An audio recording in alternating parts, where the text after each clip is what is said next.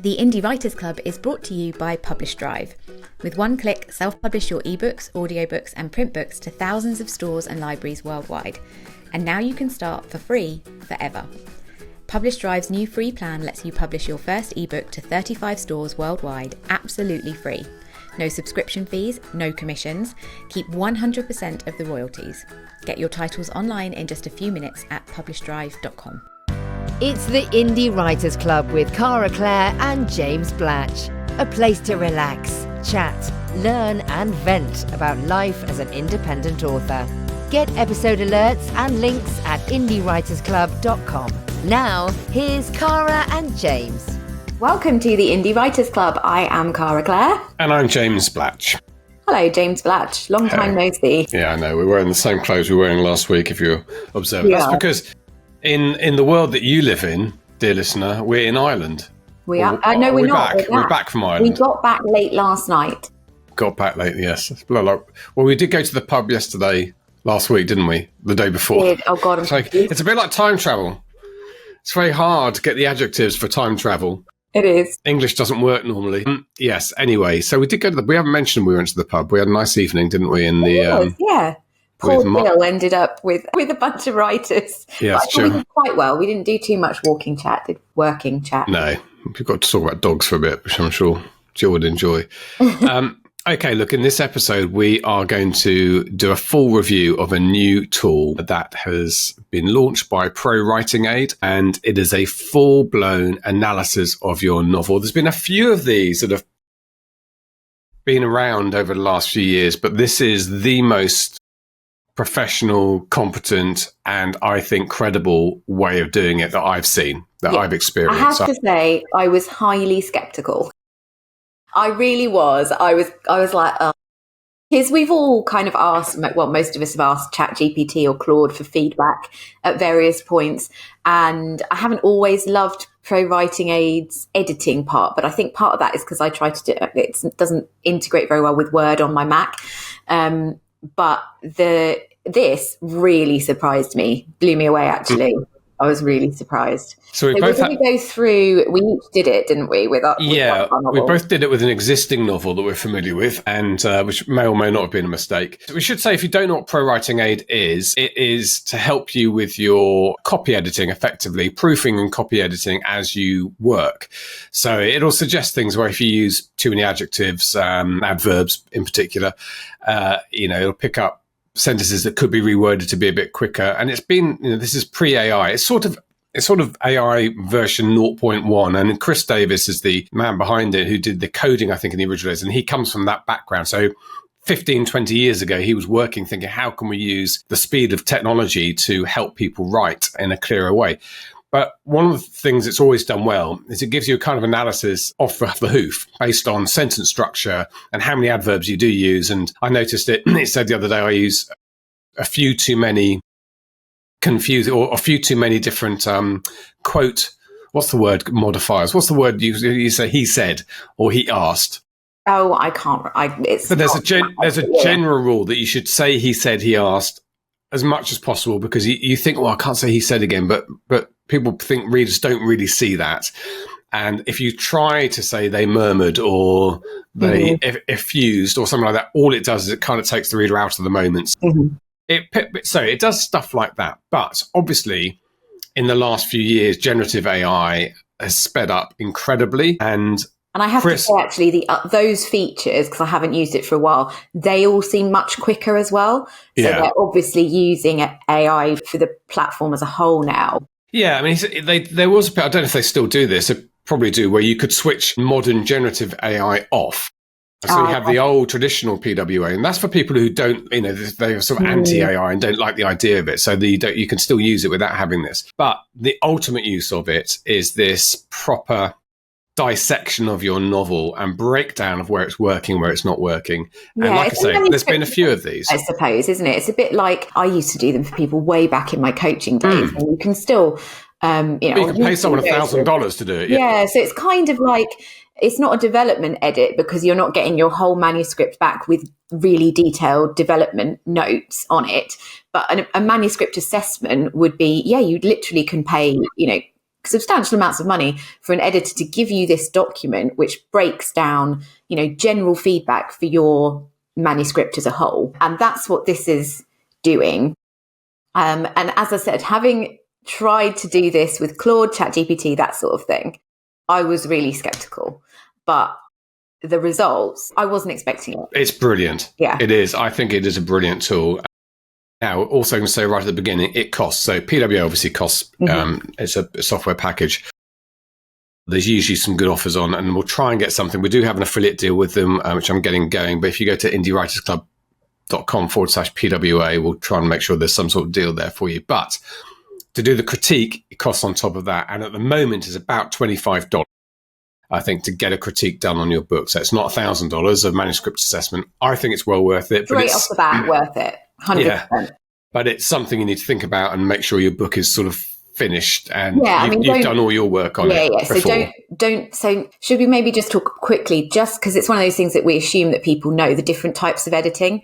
So when you finish your novel, you usually do a development edit, which is you can employ an editor to do this for you. And that's where they're advising you on story, on your plot structure, on the actual, the story, plot, character development, that kind of stuff. They're not looking at your spelling and your grammar and those kind of things.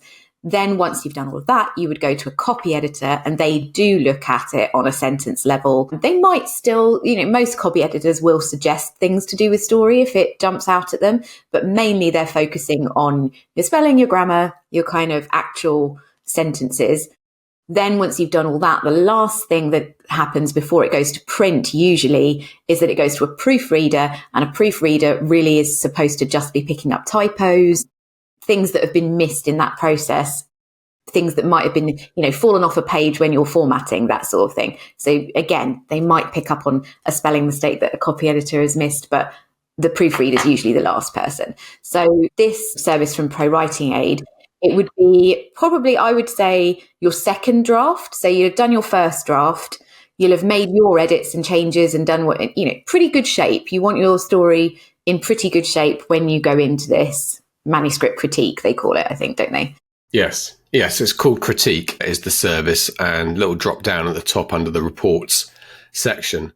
So let's show you what comes out when you put it in. So you put it in. I don't know how long it took because I did it minutes. It didn't take. So my manuscript was 60,000 words, which is another thing to say. I don't think there's a limit on how big the manuscript can be, because obviously if you use just Claude, just ChatGPT, you can only upload up to about 50,000.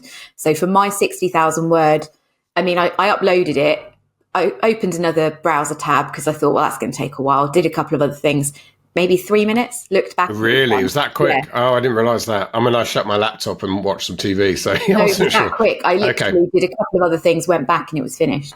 Okay. All right. So this is what comes out. First of all, you get a description of your book under the title My Story about my story overview. It's come up with, in my case, so I did Dark Flight, which was my second book set in the United States about test pilots in Edwards Air Force Base who ends up uncovering a spy in the midst, someone he recruited into the organization. So it said genre, I haven't told it any of this stuff. So it said the genre is thriller, stroke, espionage, Cold War thriller, which is exactly 100% how I would describe it. So mine came up as urban fantasy romance. Okay. It's 100% what it is. Yeah. Which is a good start. That the robot knows what the book is. And it has a paragraph there that describes your book. In my case, Red Brunson, a cautious test pilot, Edwards Air Force Base, is tasked with recruiting Brandon DuPont, a gifted but reclusive engineer. DuPont's unique skills are needed for a top-secret project. As Red navigates the challenges of his own career and a budding romance, there's romance in my book, he uncovers a shocking truth about DuPont's identity and a conspiracy that threatens national security. So a really good, already I could probably use that in some other... I think at the end maybe we talk, because I don't want to muddy the waters with talking about the editorial stuff. So maybe at the end we talk about how a lot of this can be used for marketing. Could be used, yes. Yeah. And then it has a plot outline. I'll let you do yours in a second. A plot outline that's given 5 points, broken the story down to the 5 points of the story as it goes. Yeah. And I think from an editorial point of view or from a writing point of view, if you look at that and you go, that's not what my story is about, you've got a problem. Yes. Because you've written something and you haven't written what you intended to write. So that might be it. You need to go back and, look at what's happened, because hopefully this paragraph you go, yeah, that's exactly what it's about. I mean, so I'll do my plot outline actually, because my summary was bang on. And then the plot outline was: point 1, Nova escapes her abusive boyfriend after unintentionally setting fire to the apartment with her magic. Number 2, she arrives in Phoenix Falls, a magical town, and is drawn to 4 mages. And number 3, Nova's presence triggers Cole's hunger for blood, revealing his past addiction and a prophecy about the Phoenix. Number 4, Johnny, Nova's ex-boyfriend, releases a video accusing her of being a witch and trying to kill him, sparking anti-magic sentiment. And number 5, Nova discovers she started the fire that killed her family years ago. That's a massive spoiler. Revealing her powerful, uncontrolled magic and suggesting she might be the prophesized Phoenix. So all of that is absolutely bang on. Yeah. So this is obviously describing the book at the beginning. It then starts to break down the narrative elements, so the setting, the themes and motifs. It gives me some themes of betrayal and trust, the Cold War and espionage, the backdrop of the Cold War highlighting intense secrecy and paranoia, the era, personal growth and resilience. Red's journey is a cautious test pilot marked by personal growth and resilience. He faces numerous challenges, including the dangerous flights and loss of colleagues, and so on. So all the things I aim to put in there, it's picking out and saying... Then I think the next section is a really interesting one to talk about, which is competitive landscape. I wasn't expecting that to be in there, and I think it's so useful, so useful. And so the competitive landscape section gives you a breakdown of your potential readers, so who the AI thinks this is going to appeal to. Mine says young adult and new adult readers. Obviously, I've got to take into account the fact I've got spicy material in there. But then it does say primarily female, aged A35, interested in urban fantasy romance with a why choose reverse harem element. So it did pick that up. And I was really interested to know if it was going to engage with the fact that there was spice in it, or ignore that, or be preachy. And it has interacted with it in a really sensible way. Readers of paranormal romance, particularly those who enjoy stories with strong female leads discovering their powers, forbidden love and intricate world building, would resonate with this story. Cultural background and income level are less defining factors than a preference for escapist fantasy with romantic elements. And then it lists similar books, which I think is just so valuable. How many similar books did you get? 3? I got 3. I got 3. Yeah, I got 3. And it not only lists the book, but it says why it thinks that they're good comp titles for you. Yeah, so I'm really pleased with my similar books. The Hunt for Red October by Tom Clancy. Mm-hmm. Both stories are Cold War thrillers involving a defecting Soviet officer and a high-stakes chase. The technical details of submarines and aircraft are similar, as well as the political tension between the superpowers central to narratives. Failsafe, a book I haven't read, by Eugene Burdick and Harvey Wheeler, both explore the dangers of the Cold War brinkmanship. A bit more on that. And then Ice Station Zebra, which I have read, the classic by Alison MacLean. This Cold War thriller shares a similar sense of paranoia and suspicion, with characters questioning each other's motives in a remote and dangerous setting.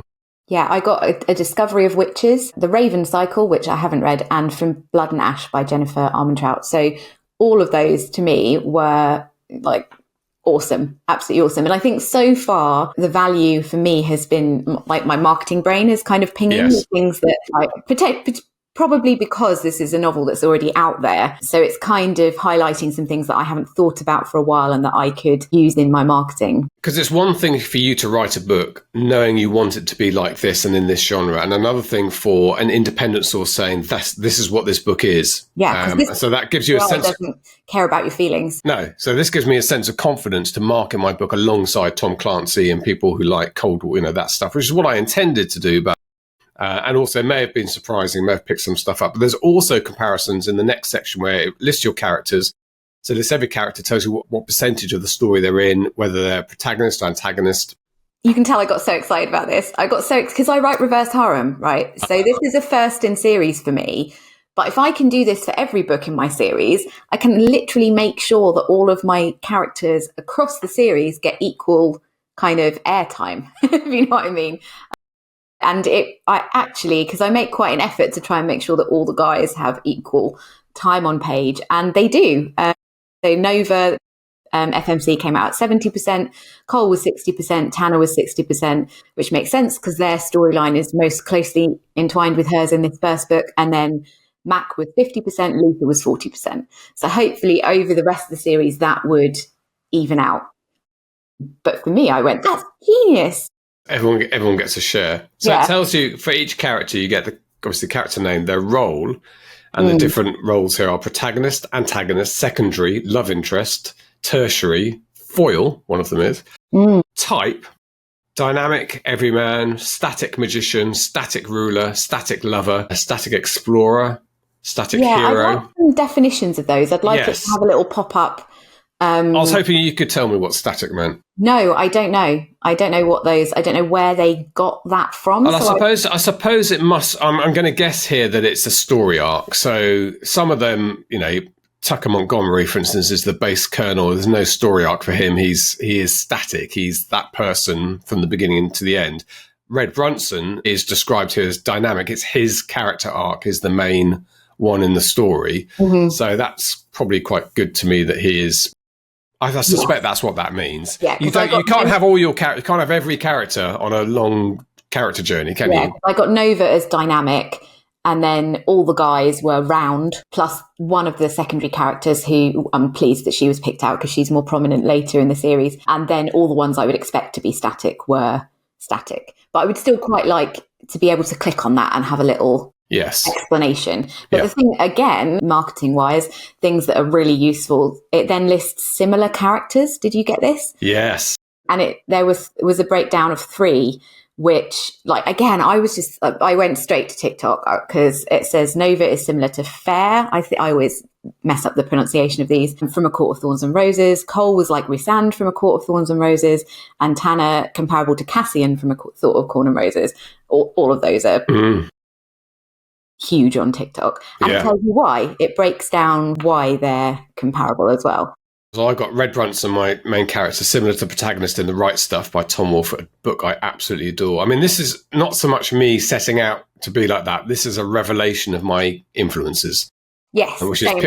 I never intended that to be the case. Brandon DuPont stroke Vasyl Demichev, who's my planted Soviet sleeper agent, similar to the character of Alec Lemas in John le Carre's The Spy Came In for Cold. Most people think that's John le Carre's best book. And Johnny Clifford, similar to the character of Gene Kranz in Failure Is Not an Option. Gene Kranz was the Apollo 13 mission controller. So, gosh, I couldn't have been happier really with that stuff. Now, that's not to say everything we got back from this computer made us feel happy, because we are coming on to that Keep bit. Listening, folks. There's a table of contents which we don't need to go into, but it could be useful for you. Actually, though, if you look at, I thought that, and then I was actually looking at it. If you look at it as an overall thing, it kind of is giving you the plot structure. Because if you look at where it says narrative purpose, rising action, set up an exposition, rising action, blah, blah, blah. So if you look at that as an overall thing, it can sort of show you whether you've got your plot points in the main place. You can see very clearly from looking at mine that I was following the save the cat structure. Yeah. They kind of fall exactly where you would expect them to, like rising action, turning point, and then the climax and falling action at the end. So it's useful for that. Yeah. So after that, we then get into sections called narrative themes, plot and structure, and these are given color code. And this is where this tool comes to life. So everything we've had so far is clever and it's good for marketing.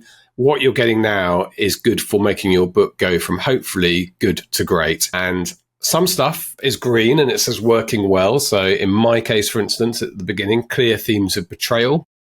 In the narrative themes, the theme of betrayal explored through Vasyl's deception and the consequences of misplaced trust is powerfully portrayed. So that's good. Next to that is a yellow amber one, which is a minor concern one. And I've noticed 2 types of these in this feedback. So this one is I think it's completely fair and it's not something I properly considered. So this is useful. Underutilization themes of father figures. So basically it's saying that I've used the fathers as being a significant part of their backstory, but I hadn't properly explored that.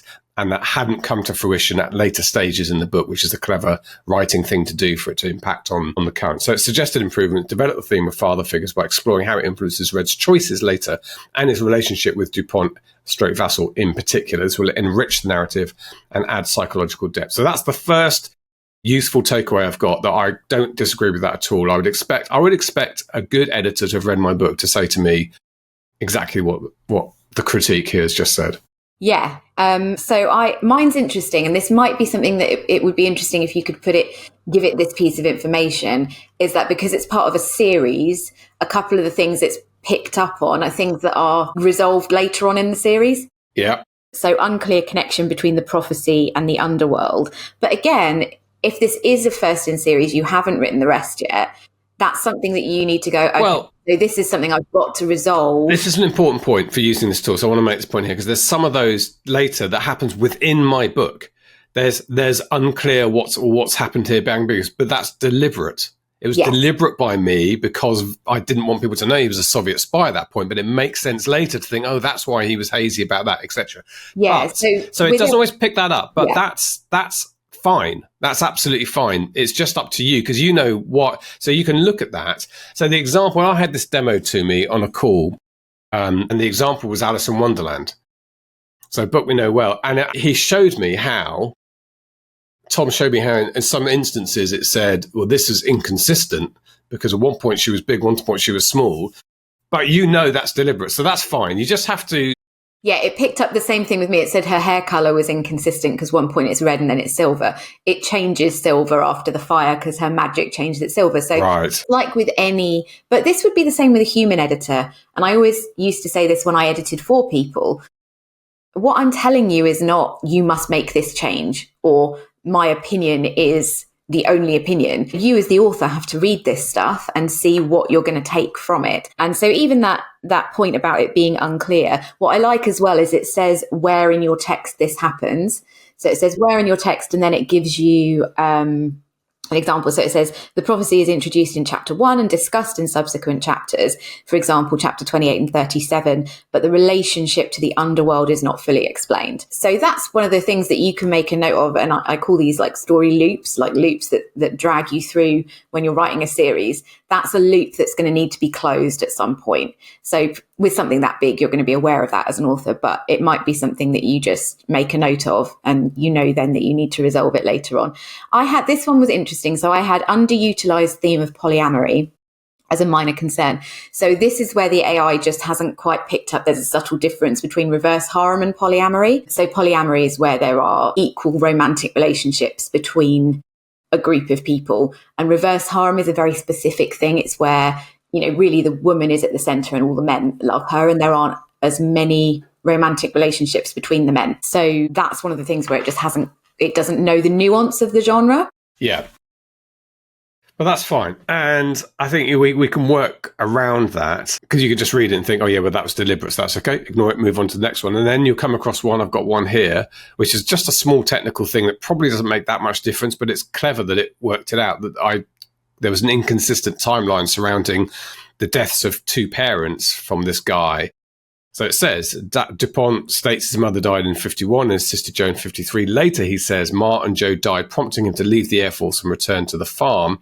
This creates a contradiction as he served in Korea, which ended in 1953. Suggested improvements clarify the timeline. If his mother died in 51 and sister 53, he couldn't have served in Korea before returning to the farm. Adjust the dialogue to ensure consistency. Perhaps stating extended his service in Korea after their deaths before ultimately deciding to leave. So a quick fix there. Or I can think, I quite like that because that was a made-up background anyway. So maybe he did make a mistake deliberately and the very clever reader would have spotted that. Yeah. So, my choice. But that's the thing. It's your choice being presented with the facts by the analysis. Yeah. Have you got any major concerns? So next it moves on to plot and structure. It told me that the compelling hook with Nova's escape was working well. There was an effective plot twist working well. This was interesting, and I agree, actually. And bear in mind that this was the first in the series, and I've written a lot more books since then. It says uneven pacing in the first half is a concern. The initial chapters 1 to 4 have a rapid succession of events, and then the pace kind of dies down a bit. And I do agree with that. I think in future, I might speed up, and I've thought about this before, the chapters after that, because I think they possibly drag a little bit. It's not something anyone's ever brought up. It was something that I had thought in my head. So it's not something that I'll make the effort to go back and edit now that it's published. But prior to publishing, if I'd had that advice, I probably would have thought about it. I don't think I have. Are they read major concerns? So I've got, but again, this is where it's interesting. So abrupt ending, major concern. That's because it's part of a series. And I end on huge cliffhangers, so that's fine. And unrealistic blood bond between Cole and Nova, that's again something that's explained later in the series, that both of those things are the fact that it's part of a series and not a standalone. I had quite a few. Did you have quite a lot in this? Yeah, Not major concerns, but minor concerns. And quite a lot of concerns. The orange one. I've just come out of it.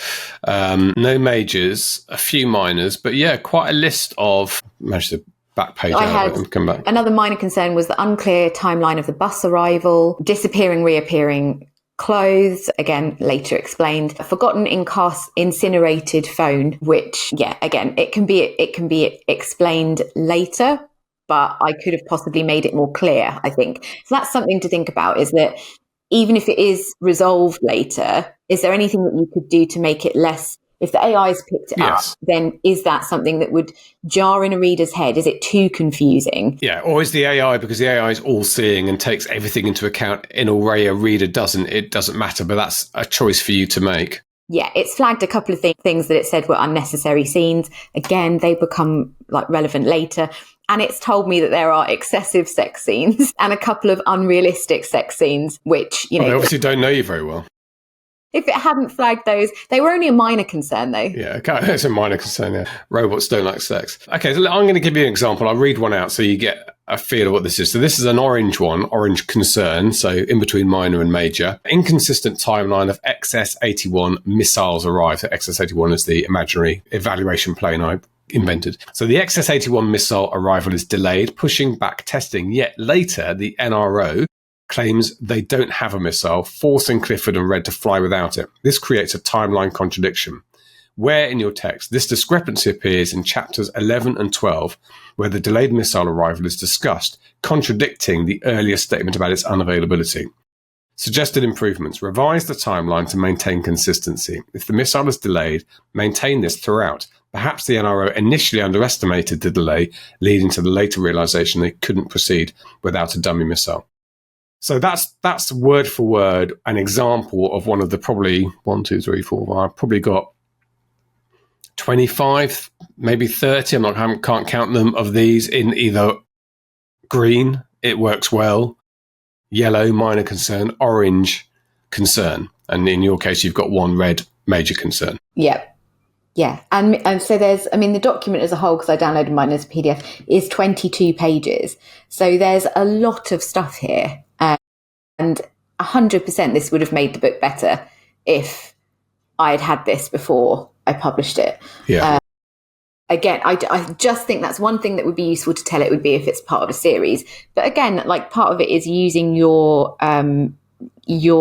knowledge of what you're writing and your human brain to kind of analyze what they're saying. So I've had a couple of things. Convenient discovery of the prophecy. It's a little bit cliched. Plausible lack of media attention to Nova. But there's a lot of things where it's flagged it up. It's explained why. It's pointed out exactly where in the text. So even if it's multiple chapters, and then suggests an improvement. So it's just, I was just blown away. I really was. Yes. Well, like I say, I've seen a few of these. I get sent them every now and again, or I've built this. But the clever bit. Clearly, you can upload your stuff into ChatGPT or Claude if it gives you enough tokens to do that. But there's a very sophisticated series of questions and prompts that have gone behind this that people have spent months on, which I can't do. It would take me, I don't have the technical expertise to do that. Also can't feed in all the reference data that they've used to do this. So there's technical stuff that's created. But this is the only time I've done this, and I thought, I'm going to do this for every novel I ever write. I was excited. I was like, this is going to make my next book better, because it just will 100%. And I think we had this conversation before we came on air briefly about if people say, well, I can just upload it to ChatGPT, but I wouldn't know the questions to ask it to break, even if I could upload the whole document and it would allow, it would interact with it. First of all, it would tell me off for the sex scenes, which this didn't. Obviously, no. It flagged them, but only as a minor concern, as being excessive. And there was one in particular, actually, that it pulled out and said, this particular scene felt a little bit gratuitous. Again, that's because some of the stuff that happens becomes relevant later in the series. But it just showed as well that it was looking at the sex scenes from an actual, their merit in terms of the story. It wasn't doing it in a judgy, preachy way, which ChatGPT and Claude yes. would do. But also, there's just no way that you would know the questions to ask in order to get it to give you this kind of feedback and for it to understand the story. Because I've done things before, like put my manuscript into Claude and asked it to pull out some marketing hooks for me. And it makes stuff up that's not even in there. Yeah. There was nothing here that was not actually correct, that wasn't in the story, that it had got wrong. It was all completely, even if it was something where I thought, oh, that was intentional, it was still something that was there. It really actually has understood the story as a whole, which just kind of made my brain explode. I'm a big fan of it. And I said I've got an affiliate link. That's a result of this, not because we're not doing this because I've got an affiliate link. So having had the conversation with Tom and tried this tool, I said, oh, we should work together because I think I'm going to recommend it, and I only would ever affiliate for things I personally recommend. So I think, there might be some editors listening to this thinking, oh, there's another job being taken away from me. But again, don't try to think outside the box here. Try to think, how would you use it? You could include this in part of your feedback. So actually, would be even more powerful in an editor taking the manuscript, putting it through there, reading the book, and then presenting everything back to the author, saying, actually, you don't have to think about this, or this, but you do have to think about this, and this, and, giving a kind of humanized version of this. If you want to, embrace this as an editor. But for most of us, we're going to use this as a step by ourselves, the self-edit stage of our books. Even if you then go on to development editor after that, it's going to be miles better, isn't it? I don't pay for a development editor. So for me, this isn't replacing anyone in my editorial process.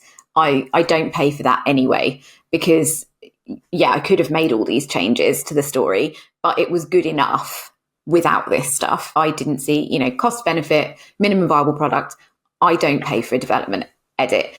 In my mind, if I was going to pay for a development edit, I probably still would. I would do this, do all the things that make the changes, make the suggestions that it's given me, and then still give it to my development editor, because what you're going to get from a human going line by line is still going to be very different. But I think this is a brilliant option for people who can't afford that. And something that I think we're so passionate about is enabling people to self-publish to the best standard they possibly can at the least expense, to kind of reduce these barriers to self-publishing at a really good standard. And that's what this does, like $25 to get that level of feedback that is genuinely going to make your book better and make you a better writer. That's amazing. So I'll try and talk to the team about what the pricing is, because it's actually $50 for one credit, which would be one novel, but it's discounted down to $25 when I look at it under a certain thing. But that might be to do with my level of membership. $50 though, I wouldn't hesitate to do that as part of my. If all you can afford is this and then a proofread, then do that, like 100%. And the only thing I say, as we said at the beginning, is make sure your book's as good as you can get it before you use this tool. Don't be tempted after your first draft. No, because knowing there's loads of problems in there to help you, because I don't think it's good at that. Well, I don't know, it might be good at that, but it's probably much better when you think you've got everything as best as you can. That's the bit where you've got it to good and it's going to take you to great. Yeah, and that's kind of the advice that I give people when they're working with any editor, is that you're going to get your best value for money if you've done everything that you can to get your manuscript to the best possible standard. If you've reduced those typos and stuff as much as you can, you're going to get a better result from the editor, because they're having to pick up less stuff. If you've really gone through your structure in your first draft and you've pulled it apart and you've made it the best standard that you possibly can, you're going to get a better response from your development editor, your copy editor, whoever. So don't be tempted to spend the $50 to try it out, because I would be that sort of person, because I'm impatient. Spend the time and figure and do the work on it yourself, but then do this probably after your second draft, I think.